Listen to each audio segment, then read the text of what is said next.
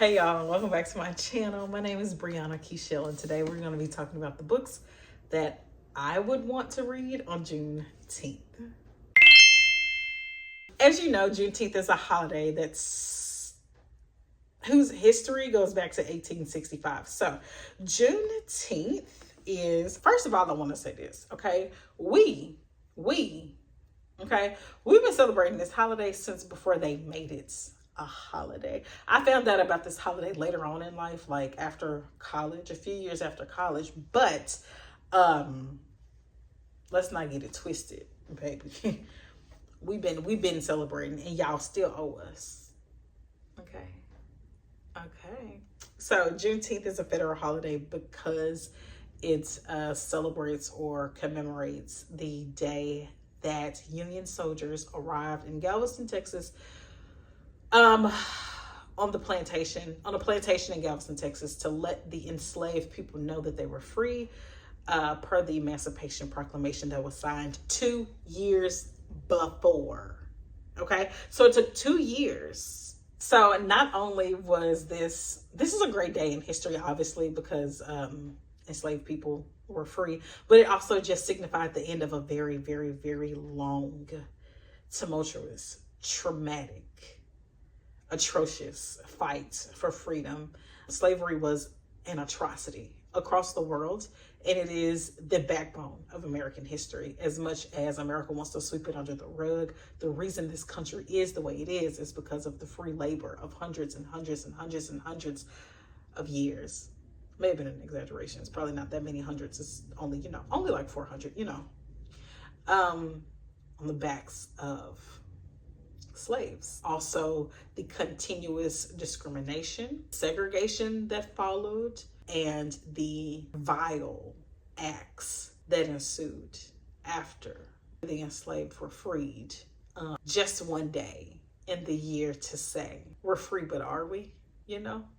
So anyway, these are some of the books that I would read just to put into perspective what this day is really about and some of the joys that we have been able to hang on to and to create. Let's not get it twisted. This is an atrocious history for us, but we are triumphant, we are joyous, and we are still hopeful for the future. I pray and I hope that this list is able to just pique your interest.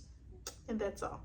The first book I'm going to start with is a book that I'm in the middle of reading right now, and it was a soft DNF back in November of last year, and I want to go ahead and finish reading it, and that is The Warmth of Other Suns by Isabel Wilkerson. So in this book, we are following many main characters. I want to say it's about 4 main characters as they move from the South in the United States to other parts of the country for a better life. This is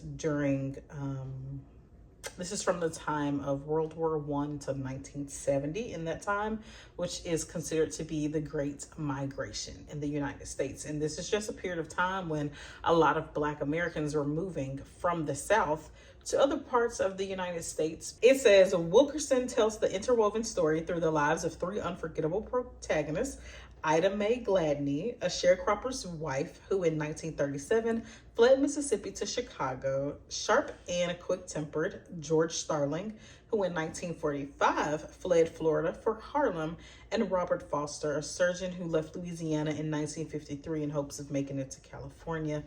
All of these stories are captured in their first treacherous cross-country journey by car and train, and their new lives and colonies in the New World. I can go grab it, actually, because I do have it. Let me go grab it. So mad because I can't find this book. I've been looking for it for like 5 minutes. I have no idea where it is, but I'm 40% all the way through this book, and I really need to find it. And you can't miss it. It's as thick as the Bible. It's literally as thick as my Bible. It's literally as big as my Bible. So I don't No. Okay. So as I was saying, that book is really dense and it was a soft DNF, and I did plan to get back to it, and I do kind of want to get back to it now because we're almost on Juneteenth, and I want to find my book. Where's my book? Okay, the next book I want to talk about, I actually just came across it from another creator here on YouTube, and it is The Slave Ship: A Human History, written by Marcus Rediker. It says, the missing link in the chain of American slavery. Now, this is very true. And this is what it says. It says, for 3 centuries, slave ships carted millions of people from the coast of Africa across the Atlantic to the Americas. Much is known of the slave trade and the American plantation system, but little of the ships that made it all possible. Now, I do want to say this, much is known, but much is also forgotten, which is like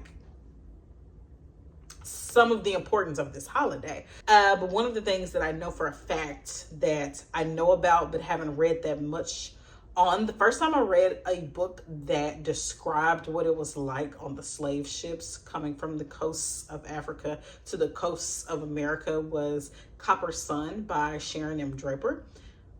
I'm pretty sure it's Sharon M. Draper. Yes.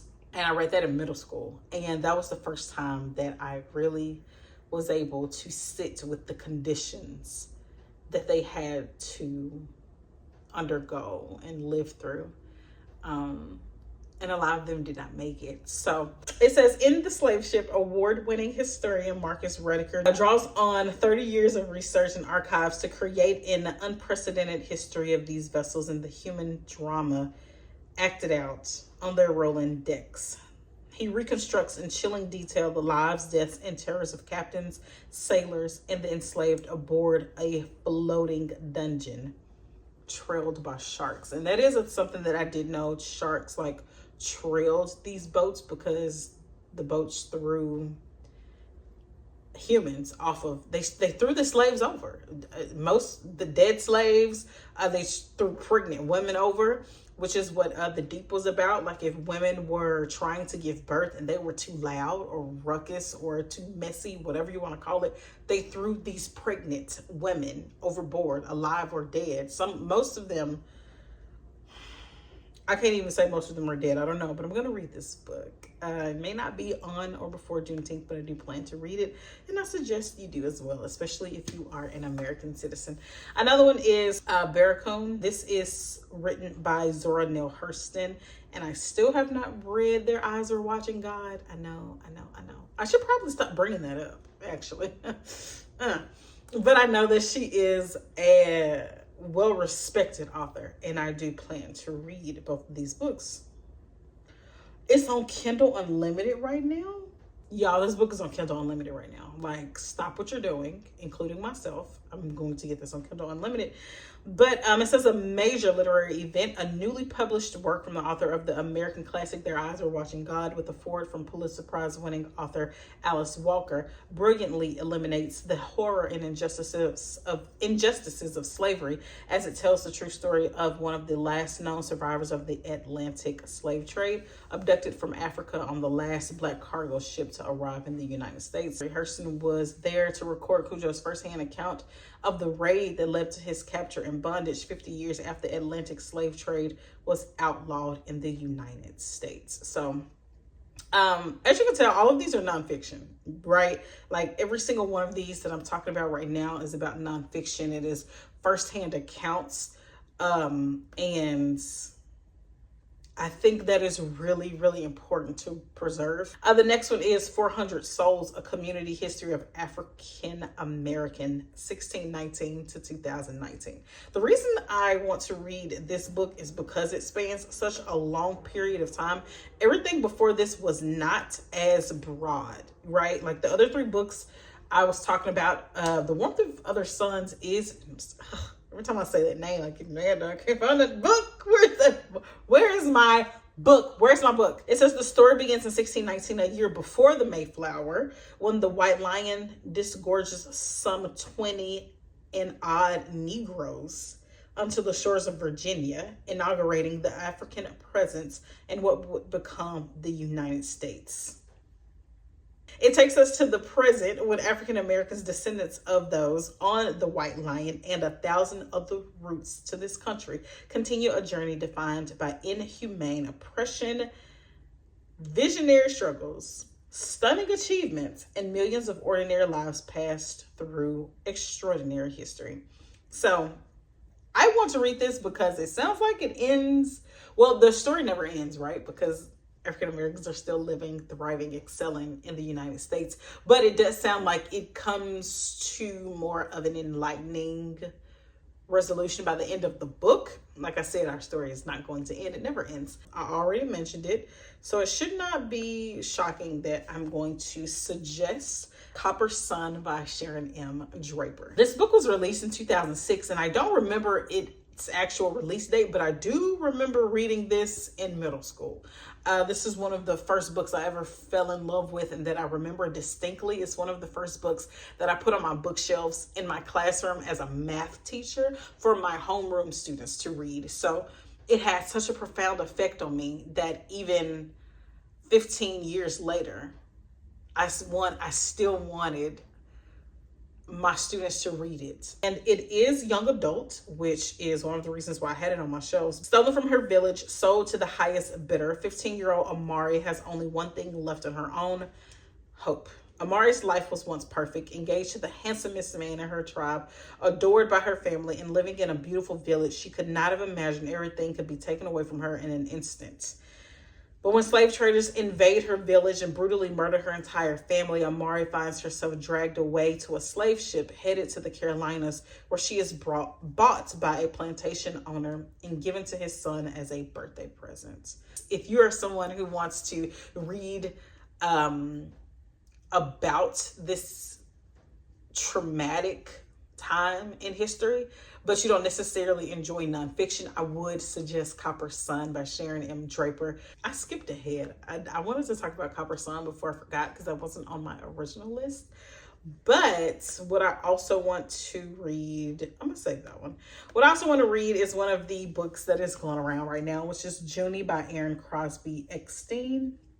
It says a young girl must face a life-altering decision after awakening her sister's ghost, navigating truths about love, friendship, and power as the Civil War looms. 16 years old and enslaved since she was born, Junie has spent her life on Bellarine Plantation in Alabama, cooking and cleaning alongside her family and tending to the white master's daughter, Violet. Her daydreams are filled with poetry and faraway worlds while she spends her nights secretly roaming through the forest, consumed with the grief over the sudden death of her older sister, Minnie. When wealthy guests arrive from New Orleans, hinting at marriage for Violet and upending Junie's life, she commits a desperate act, one that rouses Minnie's spirit from the grave, tethered to this world unless Junie can free her. She enlists the aid of Caleb, the guest coachman, and their friendship soon becomes something more. Yet as long-held truths begin to crumble, she realizes Bellarine is harboring dark and horrifying secrets that can no longer be ignored. That's another one that is a fiction, historical fiction, fantasy, magical realism that I want to read myself. And since it takes place in that time period, yeah, around the Civil War, I would want to read that. Okay, the next one I want to talk about is Yellow Wife by Sadiqa Johnson. I also have this on my physical TBR. It's not on my shelves. It's actually packed up in a box and I need to get it back in my possession. Okay, but I've owned this book, I know, for at least a year and a half. It says, in the tradition of Winch and 12 Years a Slave, this harrowing story follows an enslaved woman forced to barter love and freedom while living in the most infamous slave jail in Virginia. Born on a plantation in Charles City, Virginia, Phoebe Brown was promised her freedom on her 18th birthday. But when her birthday finally comes around, instead of the idyllic life she was hoping for with her true love, she finds herself thrust into the bowels of slavery and the infamous Devil's Half Acre, a jail where slaves are broken, tortured, and sold every day. Forced to become the mistress of the brutal man who owns the jail, Phoebe faces the ultimate sacrifice to protect her heart in this powerful, thrilling story of one slave's fight for freedom, which I think that's why I want to put this on the list for Juneteenth, is because she is fighting for her freedom. And obviously every single person in all of these books, they don't want to be in this situation, right? Like nobody wants to be in this situation. But since I know that that is specifically what she's fighting for and that's what she was promised, that's why I want to put it on this book. On this book list. This is the last one I'm going to talk about because it is a little more unconventional. It is a nonfiction, it is a memoir, and that is Matriarch by Tina Knowles. The reason I'm putting this book on here is because it takes place, she was raised in Galveston, Texas. Now, if you don't know, hopefully the intro me already explained all of this, but since the holiday is named after the day in which the Union soldiers arrived to Galveston, Texas, which is June 19th, 1865. What better way to talk about and read about somebody who grew up in Galveston, Texas? Like, oh my God. I'm smiling so hard because I just finished this memoir probably like 3 weeks ago, and I gave it 5 stars. I absolutely love it. I don't know a memoir that I'm going to read that I'm actually interested in that person, and I'm not going to give it 5 stars, or at least 4. So Matriarch by Tina Knowles is basically about Tina Knowles' life. She was the baby of, I think, 7 or 9 siblings in Galveston, Texas. Her older sibling was like 20 years older than her. So she was her parents' like the last child. She grew up poor in Galveston, Texas, but she didn't know she was poor because she talks about how rich her history is and how rich her life was because she had so many siblings and relatives and cousins, and her mom just made the home feel so cozy. And cozy is not the right word, but that's the word I'm going to use right now. Her mom just made the house feel so warm, welcoming, and loving. So she goes through her history and her childhood in Galveston, Texas, and how rough it was for her family. Like her dad, his family, her mom, her family, and then her siblings, like her older brothers. It was absolutely heartbreaking, some of the things they had to go through. And what I enjoyed about this is it's not a singular event. This happened to Tina Knowles and her folks in Galveston, Texas. This happened to my folks in Mississippi and in Memphis. This happens to us in America. And when I'm saying this, I mean the events in her story that take place in Galveston that are rooted in racism and Southern racism specifically as a result of slavery. That's what I'm referring to. So I think that this would be a great way to explore some of the lingering effects of this, because she explains her history and how far back her history goes that she knows of, and the women who were slaves and who were able to live through that and live beyond that. Slavery is what I'm referring to. So yes, I would suggest that, and that is my last suggestion for this video. Thank you so much for watching this video. Please make sure to like, share, and subscribe. I really hope that something in this video, one of these books, sounds intriguing enough to pick up and read about the atrocities that happened on American soil, or right before they landed on American soil. But I am grateful for everybody who's watching this video. I hope you have a great day, and happy Juneteenth.